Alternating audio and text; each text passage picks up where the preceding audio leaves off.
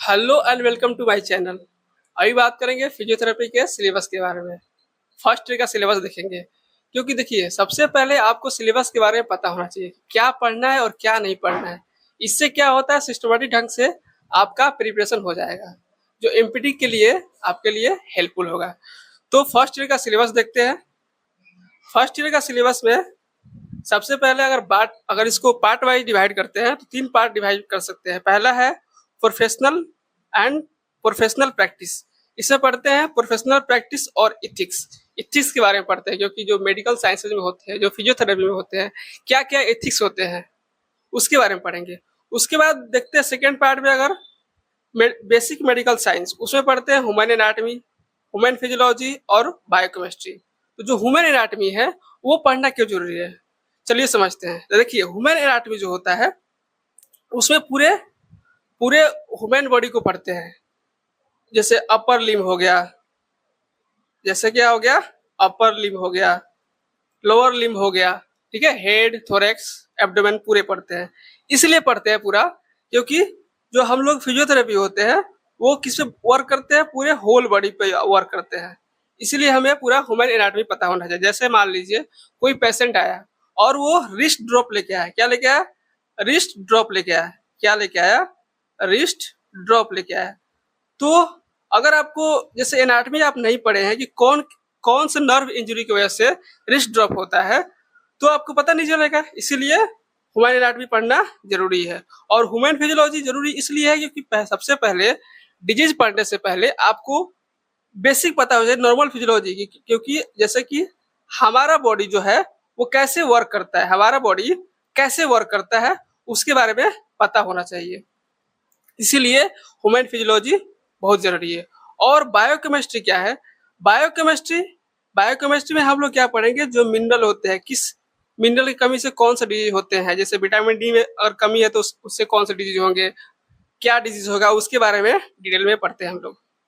जो human physiology है, इसलिए बोले क्योंकि देखिए नॉर्मल अगर आपको पता होगा नॉर्मल बॉडी का फिजियोलॉजी, तो उससे क्या होगा, आप पैथोलॉजी को डिफ्रेंशिएट करने में आसानी होगा।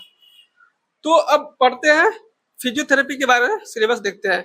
तो फिजियोथेरेपी का जो सिलेबस है उसमें पहला पढ़ते हैं फंडामेंटल काइनेसियोलॉजी एंड काइनेसियोथेरेपी। इसमें क्या पढ़ते हैं, जो बेसिक फंडामेंटल फिजियोथेरेपी का एक्सरसाइज है, जो फिजियोथेरेपी का एक्सरसाइज है उसके बारे में पढ़ते हैं।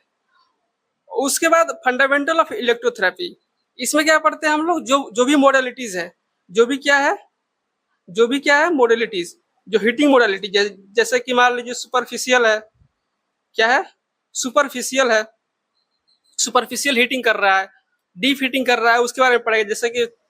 जैसे कि टेंस हो गया, क्या हो गया, टेंस हो गया, आईएफटी हो गया, अल्ट्रासाउंड हो गया।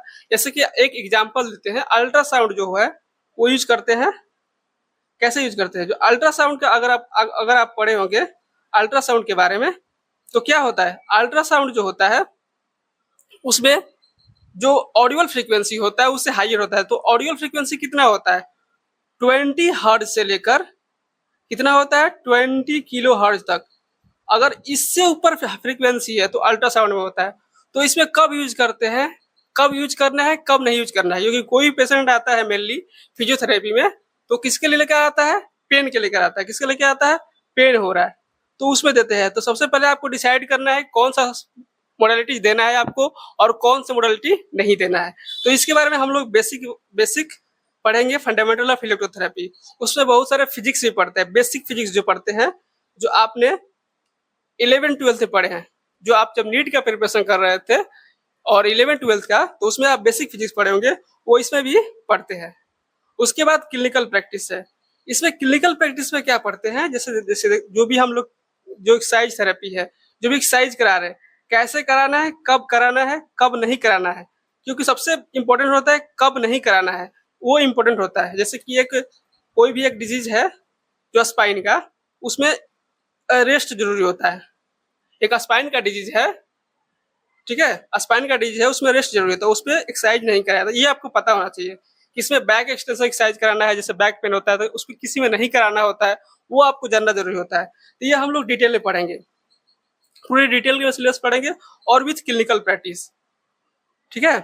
तो इसमें हम लोग जैसे देखिए, तो इसीलिए आपको क्या करना है, डेली आपको अपडेट मिलते रहेंगे। इसके लिए हम प्रॉपर नोट्स प्रोवाइड करेंगे। टेलीग्राम चैनल भी रहेगा, वो आपको फर्दर अपडेट मिल जाएगा, टेलीग्राम चैनल का नेम। और क्या होगा, नोट्स प्रॉपर प्रोवाइड करेंगे। इसीलिए आपको क्या करना है, इस चैनल को सब्सक्राइब करना है फर्दर अपडेट्स के लिए, और अपने दोस्तों के साथ शेयर भी करना है। Thank you.